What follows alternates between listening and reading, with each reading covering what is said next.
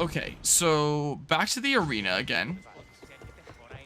I don't want to do all 5. I just want the guy.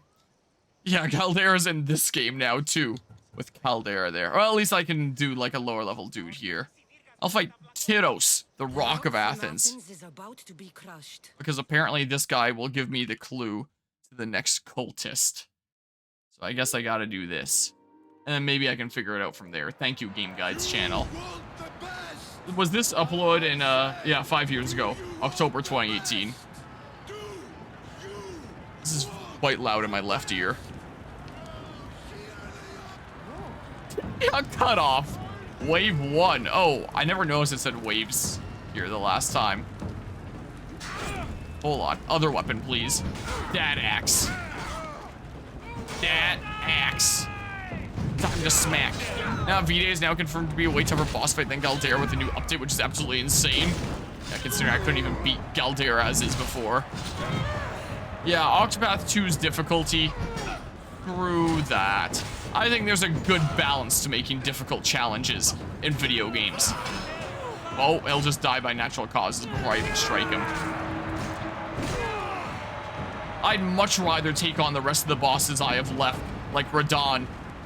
To clarify, DLC Radon. I'd rather take on DLC Radon over any of the crazy bosses in Octopath 2 again. And that's saying something at my current strength where I do like nothing against DLC Radon. Yeah, maybe I can do something about my build before the next time. And then maybe DLC Radon will be a lot more feasible. Because I have the attack patterns mostly down. But I would rather face him again than... Oh, this guy gets set on fire. Also, kick for fun. I don't know why that sound effect felt so fitting with so goofy. Him just continuing to stay in the spikes. I did not beat the DLC. In my first session, I got to the final boss. I got to second phase of the final boss and I quit. There was a time I was telling you this. But for the recap of last time on Dragon Ball Z, I got to the final boss in that first session and I put a couple hours in just so I could get to phase 2 and be like, hey, I made it to phase 2. It did take me a couple hours to do so. But considering how crazy the game schedule was, I was like, I'm gonna take Guzma's advice and like just play this for fun when I have the time, not need to add it right now. Remember? And you were like, wow, I'm really glad that you actually took my advice. I didn't think you would. Yeah. Oh my god. Okay, bonk. Whoa, that wasn't what I thought would happen there. So just play it for fun when I have the time, or here and there if I randomly feel like it. Like maybe at Fragapalooza coming up here, maybe I'll make some progress in the DLC. So I mean, I played through Dark Souls 1, 2, and 3, and Elden Ring, and now I own Bloodborne. I almost said Soulsborne. I do own Bloodborne now, and I would like to play that at some point too. But gotta beat Elden Ring DLC first. Like, not get carried away with myself. And here, let's just do this. And the way that I've handled Dark Souls 1, 2, and 3 and their DLCs, plus the main game of Elden Ring, is I defeated all bosses. There wasn't a single boss that I didn't leave defeated. So I want to do that with the Elden Ring DLC too, and there's still lots of ones in the DLC I haven't beaten, so I might do that at Frag. And you're going to Frag too? Oh, nice! You're gonna play my Smash tournaments, maybe? Because I'm the guy that runs the Smash tournaments for Frag. Whoops, I might have popped that a little early. I don't need that much adrenaline. I do plan on running 3 like I did last year. A free-for-all for people to be able to just like button mash and have fun.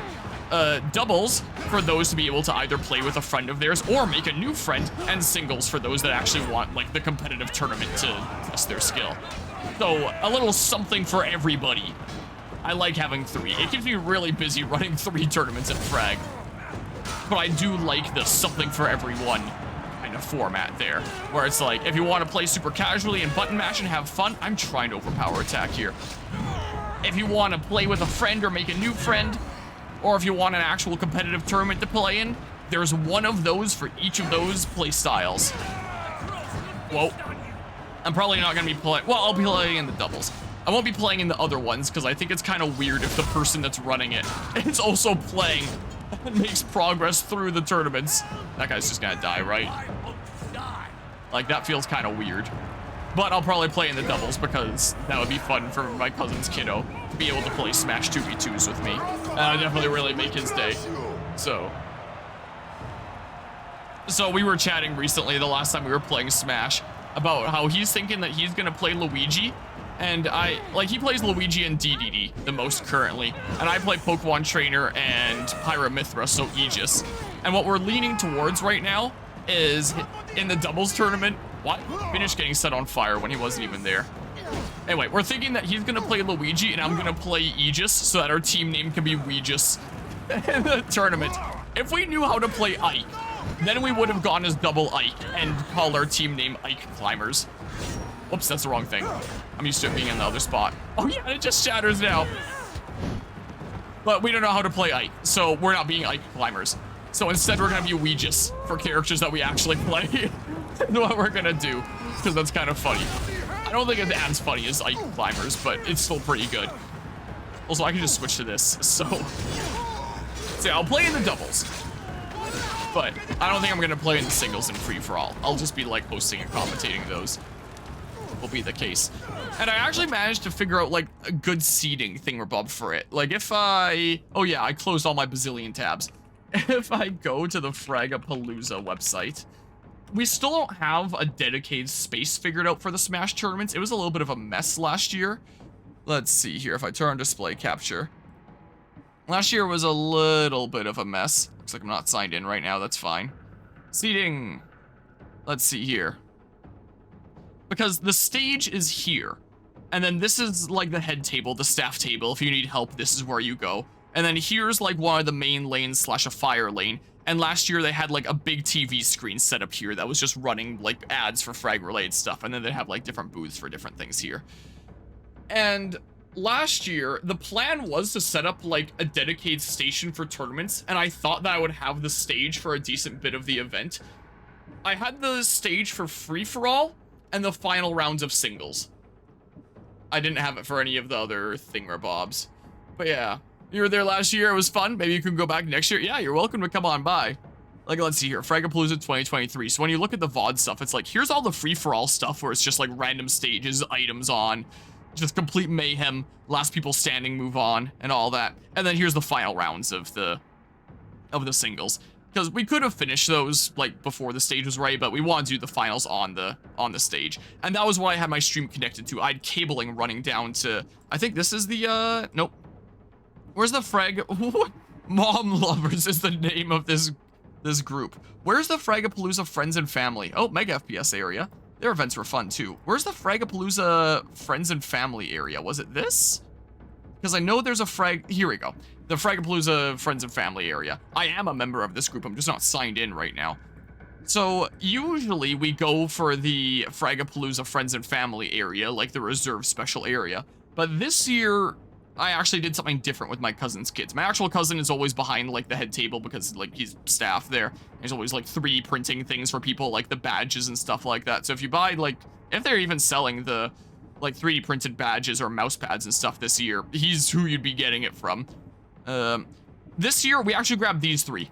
Harmonia, Rise, XXNelza. She keeps changing her username. I grabbed this one here because the stage is right here. And last year, that little screen there that was running ads, that became the station because there wasn't anything like set up, planned out for where Smash was gonna be. So the frag staff just told me like, oh, just set up there. Just plug in a console. Ads, and yes, I'm doing the 3D printed badges. Okay, so yeah, if you get any 3D printed badges or see them around, that's my cousin. That's the one in charge of that. And he's the one that built the 3D printer that is currently sitting in the corner over there with a whole bunch of air layering balls on it. And forgive all the crap on the couch. That machine back there, ignore all the papers there. There's a whole bunch of 3D printed air layering balls for plants, and it's off right now, so there's no lights, but that was the machine that he built. Anyway, we were set up here, and what is this? FB head table, it counts as. Oh, even though these are not counted as, like, reserved.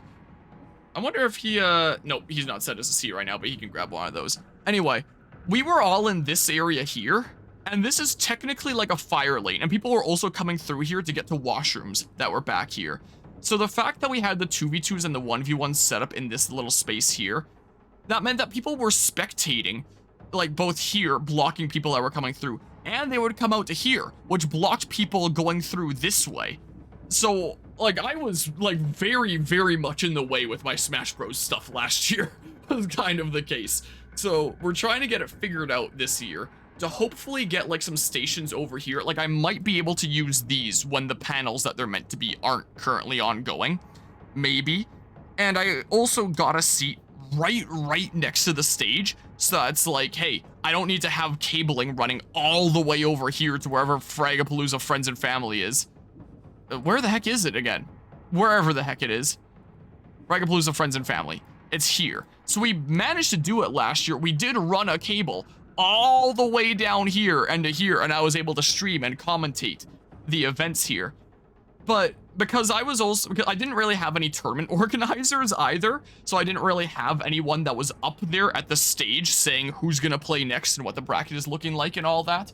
I just kind of had to run back and forth. Like, oh, run over here, get the game all set up. Oh, the game is all set up. Let's run back to my setup and stream the actual thing that's going on and commentate it and all that. And adjust the score when it's like singles here. And then run back, set up the next game, and then run back over here. I was just running back and forth. It was a little bit of mayhem. So the fact that I snagged this seat now, right next to the stage, is like during the tournaments where I'll have the stage, and I should have the stage for the full free-for-alls again, it should be really convenient to just be here, sitting, commentating the tournaments that are going on right here. So, and I can easily dip back and forth, and people that are in the tournament can easily come over to my setup and be like, hey, what's the bracket looking like? Who do I have to face coming up here? And if anyone wants to come and, like, join me on commentary, like, anyone wants to come and see what's going on, I can just be like, hey, come join me on commentary, it'll be fun, and, like, pull up a chair or something like that. Maybe, depending on how much table space we get figured out here, or if I can move my cousin's kiddo just over a little bit while that's going on, maybe I can set up another monitor right here on the left side and turn this into a station. Like, have my monitors here, or at least one monitor here for commentary and, like, tournament stuff, and then one facing out this way, and set up 2 chairs like here, at least in the singles or something like that. I don't think there'd be enough for, like, the 2v2s and 4 people there. And then have a game going on there. And then maybe we'll have a game going on here when there isn't other panels going on. So this might actually work a lot better this year. We're still figuring it out. Like, it was a little bit of mayhem last year. I'm sure there'll be some degree of mayhem this year. But we're figuring it out. And it might actually be a little bit smoother this year. Like, already with this, it should be pretty nice. And usually when I'm at an event like Frag, I kind of like having, like, a corner where there's not all that much going on. Is what I kind of like. And there's not going to be all that many people constantly wandering by. Like, I usually don't like these main walking routes when I'm streaming, like, who knows what, because, like, social anxiety and all that. So, part of me would normally never get this kind of seat. I'd rather be, like, tucked away on some other side. But for the sake of the tournaments, this would be super convenient. And then we don't have to run cabling all the way over there. And if we do set up other stations like we had to last year with this setup here, then it's super close by and I can just get like some extension cables to my capture card and then easy peasy. And if I don't have the stage and it's only, say, a station here going for the 2v2s, then I can still stream that because it's so close by that I can easily extension cable that, as opposed to over here in the middle of bumblefuck nowhere where I don't have cables that long that are gonna reach all the way over into here. Like, it was amazing that we were able to get it set up all the way from there to here, but we didn't have, like, any more of those kinds of cables. I guess I could have just unhooked this stuff and then hooked it up here, but I don't even know how that all got set up. They did something with the whole switch that they had got set up here for all their different video streams and stuff like that. So if this just becomes, like, the Smash area when Smash stuff is going on, then fantastic. Things are shaping up to be much more organized this year, and I'm really looking forward to it. So, yeah. I did find out from last year that running 3 tournaments keeps me extremely, extremely busy during Frag, but it should go a lot smoother this year and probably be less busy because, whoops, I just marked a random thing. Less busy because it'll be more organized and I'll have a dedicated space instead of all this running back and forth. And it's gonna be great. It's going to be amazing. Also, last year, the way we had the 3 tournaments set up was Fragapalooza goes Thursday until Sunday. Thursday, we had the free-for-all. Friday, we had the doubles. And then Saturday we had the singles, which is Squad Strike singles as well. But yeah, the singles. And I plan on it being Squad Strike again this year. And like, unless two players that are playing against each other would rather do just one character. Like, if they both agree to do that, then I'd say like, go ahead, do that. Or when it comes to random stage selection, if you both can agree on a stage, just play whatever stage. Stuff like that. But anyway, that was the plan. Thursday, free-for-all. Friday, doubles. Saturday, the 1v1s. But what ended up happening is it turned out it is going to be an extremely long weekend. It turned out on the Friday is when Overwatch was going on. The Overwatch tournament started just 1 hour after my doubles Smash tournament started. So we had the doubles going, like after figuring out a place to do it on in front of the head table there on that other screen. At least it was a nice big screen. It worked great. The location just wasn't all that good. Hopefully I can get a screen like that again. But point is, we had it going good for about 1 hour. And then Overwatch tournament started. And I lost all my players. All the people that were playing in the Smash Doubles tournament were like the Avatar when the world needed him the most. They vanished. They were just gonzo. It was the Persian War like. I'm not paying attention. What was that like? And I checked the tournament schedule, and Overwatch 2 is scheduled on Friday again. So I think I'm just going to do doubles and singles on Saturday. Saturday's going to be the Smash day. Because what happened last year is, because basically everyone was gone, I had to make the executive call and made an announcement that, hey, because of Overwatch going on, we're just going to push Smash Doubles to tomorrow. We're going to do whatever's left of the bracket of Smash Doubles before singles starts. And that's what we did. And then, like, it was very unorganized and all over the place, but we got through it. We completed both the tournaments. And it was very crazy and hectic, very impromptu. But this time I'm planning ahead. Now, from last year's experience, I know that when Overwatch is going on, if my Smash stuff is going on, I'm going to lose all my players. So, it was a place of honor and heroism.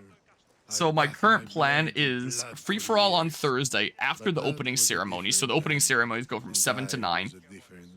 And it should only take like a couple of hours. So that might work pretty well. Last year, the total VOD was an hour 10 minutes. So I should allocate like at least 2 hours to be safe, I think. Also, I'll answer this question in a hot second here. Because if we look at the thing here, the full free-for-all tournament, it was only an hour 10 minutes. We actually got through it like very fast, and the individual games are not very long, even with double elimination. Like, it worked, it actually worked out really great. Was it double elimination? I'm pretty sure it was double elimination. I don't see a losers round. Pretty sure it was. Anyway, it was pretty quick. There wasn't a lot to it. I think I only need 2 hours. Opening ceremonies is from 7 to 9. And so I can have the stage like I did last year, as long as it's not during opening ceremonies.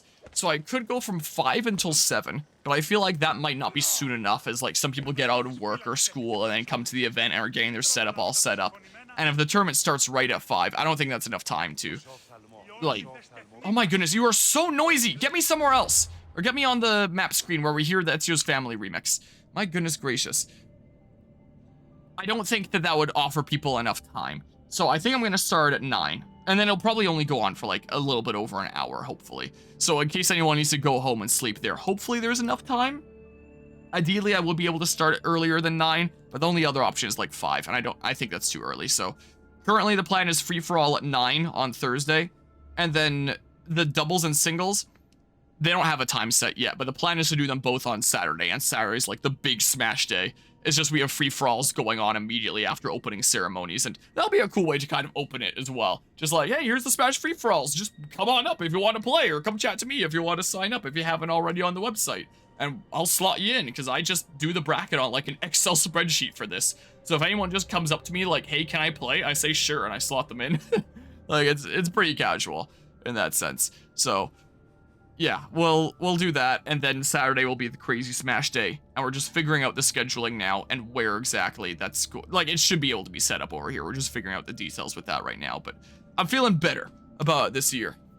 But yeah, I'm gonna head off for the night, Guzma. Okie doke, take care, appreciate you stopping by. Hope that, like, apart from that stuff, I do hope that the trip went pretty alrighty, and we'll go on back home. But yeah, any advice for the event, food, drinks? So what I do sometimes at some of the LAN parties that I go to, I'm kind of like a LAN connoisseur now in a sense that I've gone to like a whole bunch of Frag events, and now I'm going to other events as well. Like I went to JanLAN this January, I went to MegaLAN this May, which is a smaller event hosted by Mega FPS that I think they had an area over here somewhere. Frag helps with Mega FPS, Mega FPS helps with us.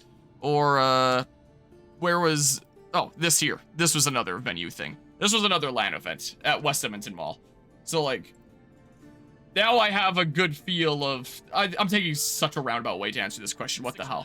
Point is, I have some experience from going to different LAN events and stuff here, and I have a pretty good sense of, like, some things to do. One of the things I started doing with JanLAN for food that worked out really good is I would literally just go and buy, like, a bag of buns, something like that, like a pack of... During JanLAN, I got this pack of like 6 cheese bagels, and then at MegaLAN, I got this pack of like 4 cheese buns. I brought them home, I cut them all in half, I put salami and cheese in all of them, and then at the event, there was a fridge here. I don't know if there's a fridge for Fragapalooza or not. I don't recall there being a fridge, but I've never looked for one before. There was a fridge for Mega FPS's event. And I just shove that in the fridge, and then whenever I'm feeling hungry, I just go to the fridge, I take out one of my sandwiches from that bag, put the bag back in, and then, like, I'm good. I just go and take sandwiches from time to time. Like, if there's something that you can put between 2 slices of bread that doesn't need refrigeration as much, that works really, really good. Just having, like, a big bag of sandwiches like that. Like, that has worked so good for me for JanLAN and MegaLAN. For drink, because it's in the Leduc Rec Center, there are stations where you can refill a water bottle. So as long as you bring like a water bottle, you can just go out and refill it from time to time. I like to take my 1.5 liter water bottle that I just keep on refilling. Smart water, it's so smart. I just refill this same bottle. It hasn't been just smart water for so dang long. Stuff like this is really good because you can just keep on drinking from it for quite some time. So that's nice. It limits the amount of time that you have to refill. Plus, like, if you exit the main venue area and then come back in, they might need to check, like, either wristband or... No, it's the lanyard and the code there that you're one of the Frag people, especially if it's after hours, is the case, because I want to be careful about that and make sure that no one's getting stuff stolen. Yeah, the registration booth there. If I recall from last year, since last year was the first year back to fully in person after COVID, there is, like, a water refill station right over here. So even if you do need to go and refill frequently, they should just see, like, yeah, I just saw you exit, you can just wander right back in. The anti-theft thing that they do is they'll put, like, stickers on things with your Frag ID that you want protected.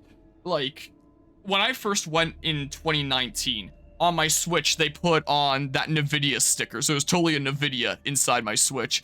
And they wrote the code on that. And eventually the Sharpie faded, and then last year's Frag, no more NVIDIA stickers. Here's just like a more tape sticker and my code written on there that is starting to fade on the side there too. So you can bring your own stickers if you want stuff written on there, or they'll give you like some sort of stickers. I think I have a bunch of NVIDIA stickers here now because like Frag stuff. Anyway, what? So that's something to keep in mind. And then there's like volunteers that take over this area to like make sure that just Frag registries are doing that, and most people just keep their lanyards on the whole time. I still have a couple of my old Frag lanyards hanging from my shelf over there. Like, there are lots of food places around that you can go to. There is a Dairy Queen, like, right out over here, essentially. I don't think they're open during the night. They are open, like, during the day. So if you're gaming overnight and you want to go grab some food, they would be closed. So there is a DQ right in there. I forget if they do, like, more so drinks and ice cream and stuff like that there, or if they do food, too. I think they do food there. It might have been some weird booster juice DQ that specializes more in the other stuff. I don't remember exactly, but I'm fairly certain they do food. But there are other things around if you want to, like, drive to, like, some other things. Like, my cousin does that a whole lot. But, yeah, I usually stock up. I bring, like, a shit ton of granola bars, and I feed on granola bars as it goes on as well. There are some sponsored drinks that are available. Like, I think that there's usually, like, Red Bulls and stuff like that available, which my cousin's younger kid tries to set records with how many she can drink during a Fragapalooza and has apparently done so with absurd amounts of Red Bull. She even woke up Guzma in the middle of the night last year to, like, at 6 in the morning to ask if he could get her some more Red Bull. I think that's free, but I don't drink Red Bull, so I never really tried it out. I'm fairly certain that sponsors like that, you get just free drink stuff. In terms of sleeping kind of stuff, in my first year, 2019, I just went home between days and slept at home, was the case. But then in later years since, and the other LAN events that I've gone to since then, I just sleep at the venue. So a lot of people will set up their stuff over here. Like, you'll see all sorts of mattresses and bedding and stuff like that set up on, like, this extreme end here. Or sometimes, like, right beside their table setups if it's not, like, too intrusive on the other person. I think, now, does anyone do that? It's been a hot second since I've been paying attention to that. But most of the beds you'll see over here and stuff. Or, like, with Mega LAN, which is in this smaller venue at Fulton Place, you'll see them, like, at the back here and at this front side over here. Can a Red Bull, your heart might explode, is a bit intense there. So that's what some people do. Some people just pass out in their chairs. Like, that's what I try to do at Janlan, because this folds back. This goes like this. I just tried to sleep here, and my god, it was actually so hard trying to sleep. Booked a B&B. Oh, nice. So that's all planned out there. Wow. Because, yeah, trying to sleep with your knees constantly bent at 90 degrees. Man, that, like, destroyed my legs. I had never experienced that before, but it was really brutal, because I can't sleep in my vehicle in the middle of winter, because it's the middle of winter. Megaland was a bit of a different story, because it's May and it's warmer. So, during Megaland, I slept in the back of my car, was the case. Here, let me send this to myself in my Discord server that I literally just use to send myself photos. If I scroll to May, when Megaland was going on, so this was after my trip to New Orleans and Texas and stuff there. So if I scroll to after the trip, so this is all trip photos that I'm scrolling past here. And then not that long after should be the Megaland stuff. I think. Where is Megaland? Here it is. Here be the thing. Let's not show my license plate number. Show part of the venue and stuff here. Sure. Booty bop. But yeah, Oop, you're brave. It's actually not too bad. I have a decent bit of space. I think Guzma sent a DM. I'll mark it as red. Sending me some memes here. Here. And then I go to this. Oh, I already have it set on display capture. Well, I guess you get to see the meme that Guzma sent me. Yeah, this is what I had set up here. Because I drive a 2005 Pontiac Vibe, and the seats in the back fold down all the way flat. So despite it being a little car, it's a hatchback with seats that fold all the way flat. So there's a lot of space here. I'm tall though, I'm 6'2", so my legs do need to go through this center part, or I go corner to corner. Like, that's what I did at Megaland, is I just went corner to corner. And it's not that bad, apart from the fact that when the sun comes up and it starts heating up the car like a furnace inside, I can't sleep in. Eventually I just wake up in a cold sweat. I'm like, oh my god. But then I'm up and then I can get to gaming again at a decent hour. So here it was in the middle of the night where it's like, I'm ready to go to bed. And I just crawl in here. I use these blankets as pillows. It is a little bit hard. Like, maybe it would have benefited me to bring out, like, an actual mattress to lay down. I basically just used these two blankets as my makeshift mattress. That wasn't too bad. It could have been better. I was more comfortable at Frag last year, where I'm gonna do what I did at Frag last year. So here was Megaland. It's a smaller venue. It's like 40 to 50 people as opposed to, like, a few hundred like at Frag. Let's see here. I do want to, or like a foam topper, that would make a big difference. If I do end up sleeping in my car again for Frag, then I'd get something like that.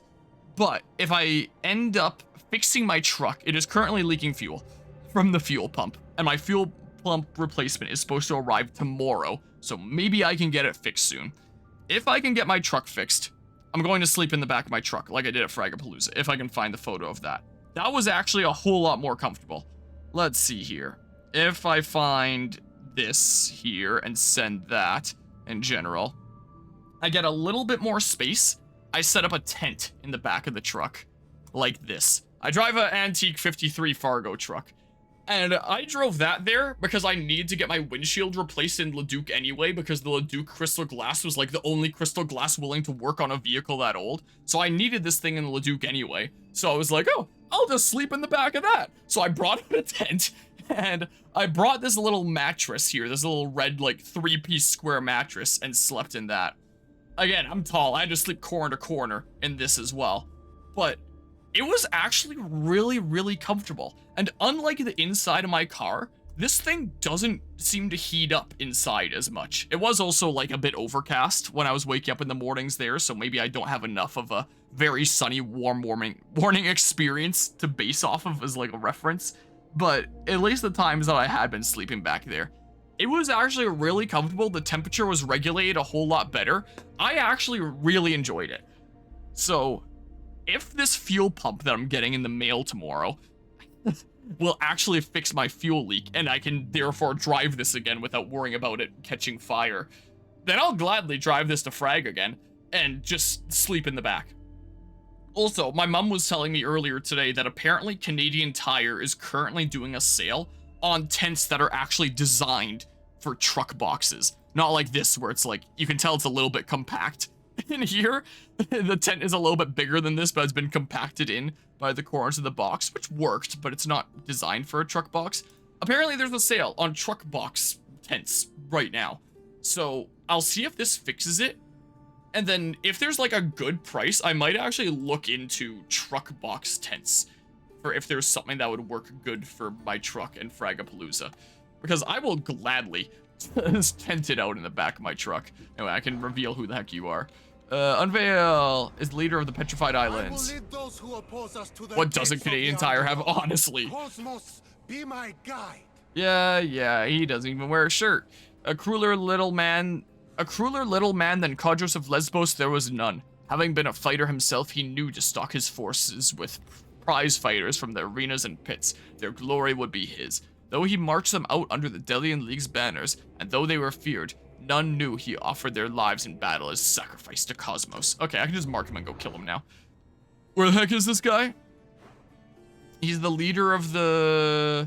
Oh, this place. He's right over there. He's right next to some synchronization points. Alright, easy. I can just fast travel over and murderize him. So that's how I've handled sleep. Food, my go-to is the bags of sandwiches that I put things inside, plus a bunch of granola bars. Water, big water bottle, refill it from time to time. Even with a B&B booked, it might be beneficial to bring, like, a blanket into the venue, and then, like, if it gets a little bit chilly, you have something to pull over yourself and it's comfy. I would recommend. And then my own sleeping accommodations are, I typically try to sleep in the back of a vehicle, whether that be, like, my standard daily driver car or my, or my old classic truck. If it works, if it's not leaking fuel. Apart from Janland, where I had to stay inside because it was so dang cold out because it was January. And that was miserable. I don't really want to do that again. If I go to Janland again next year, I'm going to have to figure something else out that isn't this chair, because my goodness, I do not want to do that again. That or bring something for me to put my legs up on. It was the whole trying to sleep with my legs bent 9 degrees constantly that really did me in. Yeah, blanket nub, might wear a onesie. Yeah, that's probably a good idea. Probably a good idea there, I would say. Up this way we go. You're not gonna see me. I need to be careful. Yeah, I don't know what else to... Whoa, what else to recommend here? I did just quick save. I can load it. I don't need to. I don't need to. Any other things I'd recommend? Play my Smash tournaments and tell all your friends about my Smash tournaments that are going on. Heck yeah. Yeah, that would probably be pretty good. You know, I actually do have a pretty decent one around here in the other room. I actually have a little fold-out stool that came with this keyboard here. I'm just now remembering, now that you mentioned that. So it folds to pretty much flat. And it's meant to be just a little stool for playing keyboard. I don't use that because I just sit on this chair. Who's taking damage? Oh, for my bird. I could bring that. I mean, I don't need to at Frag, because I'll be either in my car or my truck. Hopefully my truck. It's a lot comfier. We shall see here. Phone a friend. But yeah, he'll tell the clan. Okay, hi. Well, my friend is out, but they're not going after the cultist. Oh, is the cultist running? Uh-oh. Wait. Oh, you're trying to snipe me. Stop! Dang it, I missed! Uh-oh. Uh-oh, I'm surrounded by a lot of guys. Must smash, yes. Absolutely. I don't even know if the tournaments are posted. I know that, like, we wanted to get Smash stuff figured out so it can be posted on the Frag site pretty soon here. But because we don't have an actual spot for it, or a for sure schedule, I don't know if signups are live. I mean, you can just sign up at the venue. Like, it's tournaments this year. It might still just be Overwatch. Yeah, it's still just Overwatch 2 that's posted. I can tell you, Smash is going on unless I, like, mysteriously vanish and fake my death before Fragapalooza or something like that. I'll just launch that random guy. Wow, I'm actually doing a lot of damage to this guy. I think this armor set is making a big difference. Oh, God. Oh, I forgot I have to confirm cultist kill. Oh, crap. It's kind of hard with all these arrows coming at me. Here, I quick save just out there.